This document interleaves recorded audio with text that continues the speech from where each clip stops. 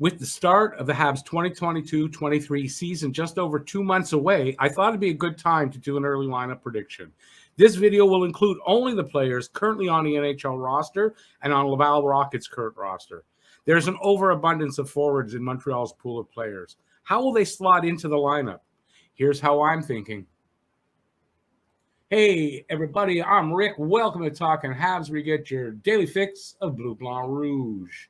I thought it's a good time to do an early prediction. I always do one every year. There will be some changes, I'm sure, to this lineup. I don't think any big ones over the next 2 months, but I'm sure there'll be some kind of changes. This video will only take into account players that are currently here because I can't really guess on who they're going to move in and out. I'm going to give you here a look at my ideas for the forward lines. I have a few ideas there. I have a few defensive pairing setups. The goalies are pretty straightforward, but we'll take a look at that. And then I'm going to give you my opening night roster prediction. So what the lineup will look like on opening night versus Toronto, barring any kind of changes they might make from now till then. These are the players that I'm going to be using in this video. Here's a list of them at their positions as they're listed on the on Cap Friendly, actually. So on the left wing, we got Hoffman, who's listed as a left wing, right wing. Byron, who's injured, so won't come into play here. Caulfield, left wing, right wing. Pizzetta, left wing, right wing. Drew, same thing. Pitlick is a left wing center. Slavkovsky and Harvey Pinard as a left wing, right wing. At center, not much option. It's just Suzuki, Dvorak, Dak, and Evans. And on the right side, Anderson, who can play both wings. Gallagher, Dadonov can play both wings. Armia, same thing. And Ilonen, who was in the minors, but I think has a shot to maybe make this roster. And then that Roy is not Patrick Roy, it's Joshua Roy, who is a right wing, and I think has an outside chance at a spot on opening night anyways. On defense, you got Matheson on the left side, Edmondson, Harris, Goalie, Sheneman, and Leskinen, who are listed as left D, right D. And on the right side, you got Savard, Weidman, and Barron. And in net, we got Price, Allen, Montembeault, and Primo. And these are the players that I'm going to be using in this video. Let's start off with the forward lines. I've got them listed forwards 1, 2, 3, 4. These are 4 of the ways you could work out how the forwards look like during the season. And that's, like I said, barring any kind of trades and movement that might happen. First setup I have here is Caulfield, Suzuki, Anderson. They worked well together last season at points. Anderson kind of streaky there, but he's still on the defensive side of the puck, and his size and physical play is a good player to match with Caulfield and Suzuki. Hoffman, Dvorak, Dadonov as the second line. All depends on what happens with Hoffman. I kind of expect Hoffman might move, but if not, I think that could be a way you set them up. Drouin, Dak, Gallagher. I have Kirby Dak there, third line center for now. I think he starts the season at third line center and works his way up, hopefully at some point during the season into the second line slot. And on fourth line, Pitlick, Evans, Armia. I kind of hope from this setup that Hoffman and Armia might be moved and hopefully will be. As your extras, you got Byron, who's injured, so doesn't come into play, and Michael Pizzetta, who was signed to a one-way contract. I think it kind of means we'll see Pizzetta stay up with the big team the whole season. The next setup that I have for the forwards has Slavkovsky making at least the start of the season, making the team, starting the season with Montreal. And you know what? If you're going to have Slavkovsky making the team and starting out the season with Montreal, I was thinking about it. I don't think you have him at third or fourth line. He's a top 6 player. That's where he should be. If he can't be top 6 to make the team, then they put him into Laval and let him work his way into that. So I have here Slavkovsky, Suzuki, Caulfield, who I think if Slavkovsky is NHL ready and makes the team, gotta think that's where he's going to play. Dadonov, Dvorak, and Anderson as the second line. Hoffman or Drouin, depending on if maybe the Habs move one of them. I kind of tend to think it would be Mike Hoffman, but one of those two guys with Dak and Gallagher. Gallagher, I can't see moving Gallagher down to a fourth line because $6.5 million. And I believe Gallagher will have a bounce back season. He's not a fourth line player. Third line's okay, but he's not a fourth line player. Pitlick, Evans, and Armia to round out the four lines. And again, you got the extras are Pizzetta and Byron with the injury. My next setup would be Caulfield, Suzuki, Dadonov, and I really have a feeling this might be how it starts out for the season. I can see them playing Slavzilla, that's Slavkovsky, on the left side on the second line, and be a huge line of Slavzilla, Dak, and Anderson. 6'3", 6'4", and 6'3", be an awesome line, physical players, and they, points can go up on that line as well. Drouin, Dvorak, and Gallagher for the third line. I kind of like that. If Drouin can actually perform, he has going into a contract year. He's got to put up some points if he wants a good contract next year. Drouin, Dvorak, Gallagher, I think that can be a very effective third line for this team. They can play the physical game, they can play a speed game, and they can put up points as well. And rounding that out, again, Pitlick, Evans, and Armia, because, I don't know where else to play these guys. This is a good problem Montreal has.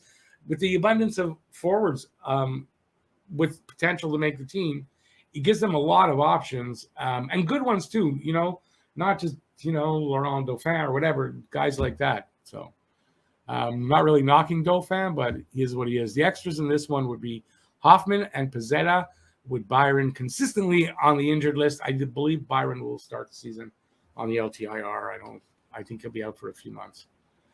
And the last forward setup that I have is Caulfield, Suzuki, and Joshua Roy. This I call the youth setup, because then you got Slavzilla, Slavkovsky, however you want to call him, Dak and Anderson. That's a pretty young top six, and it got to be that would be such an exciting top six. There's great potential there.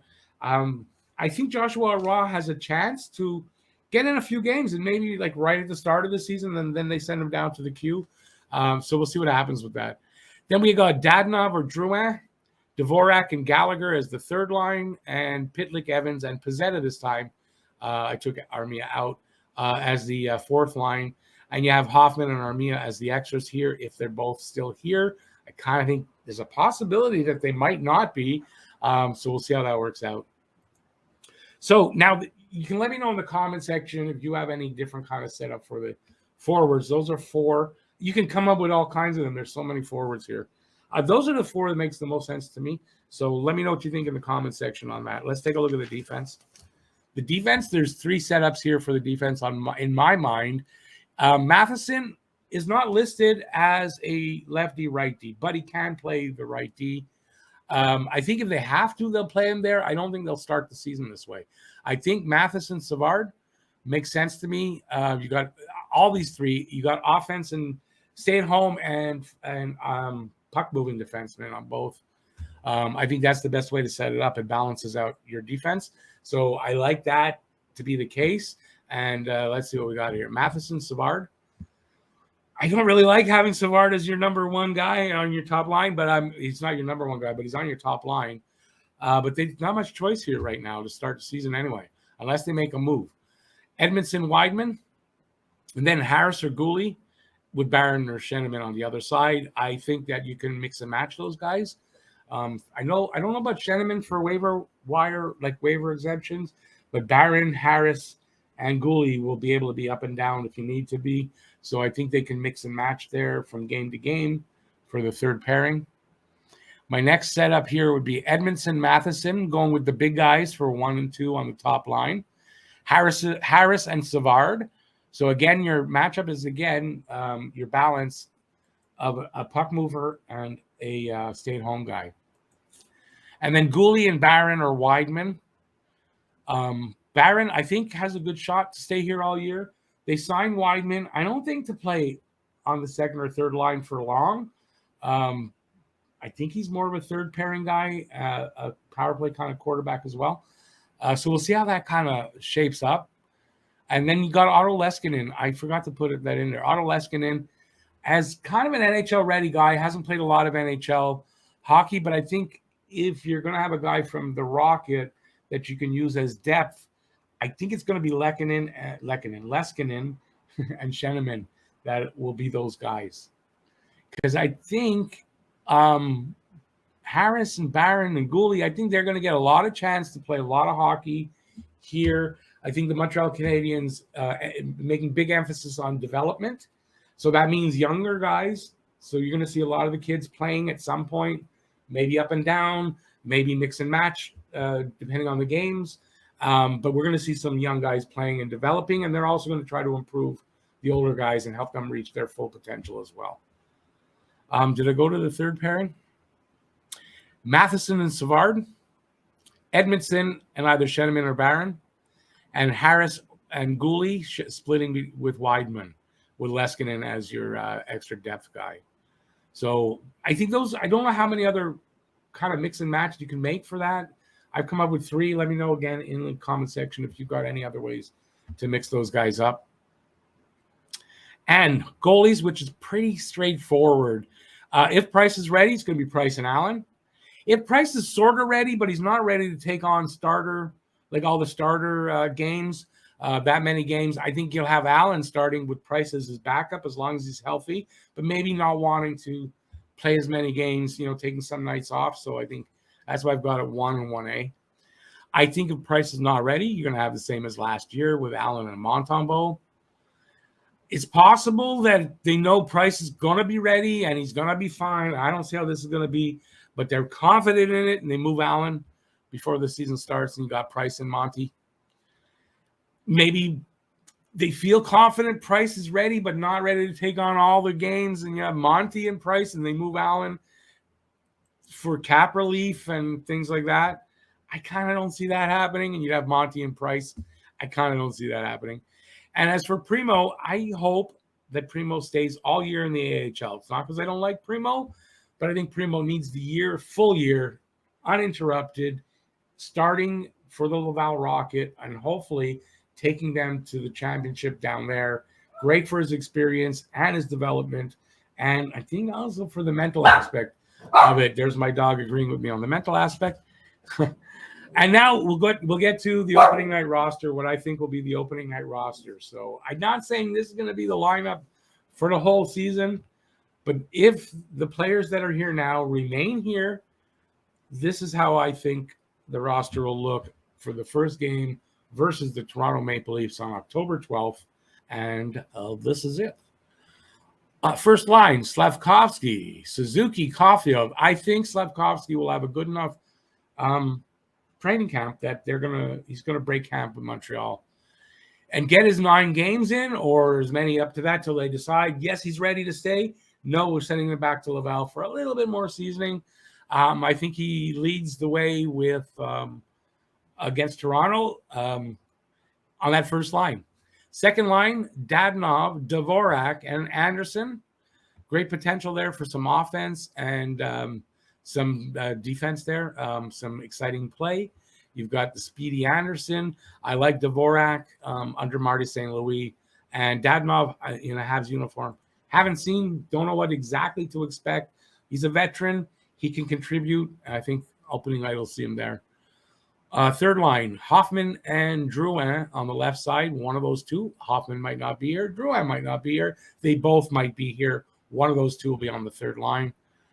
Dak as the third line center, starting the season, easing him in a little bit. I think give him probably 10 games or so, 20 games there. Let him work his way up into the second spot and have Dvorak fall back into probably what's best for him to be a third line center, if you ask me anyway. Fourth line, Pitlick, Evans, Armia, which was pretty in the 4 forward combos that I had. That was pretty steady. Pitlick, Evans, Armia. I think with Pizzetta moving in there, and hopefully they can find a team for Armia. Cap relief of the $3.4 million, and they need the spot for young guys to play, even if it's Pizzetta. And then that leaves us the D on the left side, Matheson and Savard on the right, Edmondson and Wideman. I don't think Wideman forever on the second pairing on the right, but I think give Barron a little bit of time to work his way up and get comfortable and get established and a little bit and work his way up into the second pairing. And besides, Barron and Goalie have a little history playing together. They had some good chemistry. Let's see if they can develop that. And I believe that Caden Goolie's going to beat out Jordan Harris on the left for the starting spot on opening night on the left side on the third pairing. I think Harris will be your seventh defenseman, or maybe they bring Sheneman in and they put Harris back down into Laval, get him some good ice time down there. Something like that will happen. I believe in Caden Goalie. I believe Caden Goalie will make his mark, and I believe he's going to start this year doing that, and he's going to lead the season. He's going to break camp with Montreal. In nets, I don't really have confidence in, not that I don't have confidence in Carey Price, because I don't want to word it the wrong way, that he'll be ready to start the season. So I don't believe Carey Price will start the season. It's going to be Allen and Montembeault. I think it'll be Allen and Montembeault for a good part of the season. And I hope eventually we do see Carey Price fully ready to play, fully ready to take on the role as a starter at that point. And I'm expecting that to be somewhere around Christmas or the New Year. That's really my gut feeling. We'll see how that works out. So there you go. There's my prediction for the opening day roster. Let me know in the comment section what you think about that. What changes you would make? How would you move things around? If you have any ideas for the kind of moves they might make, I do believe there will be moves made. They have to make some cap space, some cap room. I think it'll come from the forwards because they don't have a lot of options with the defense. There's not a lot of extras down there. So let me know what you think in the comment section. And that's it. Give a thumbs up if you enjoyed the video. And that's it. Stay safe out there. Peace out, y'all. I'll see you next video. And check out what's coming up.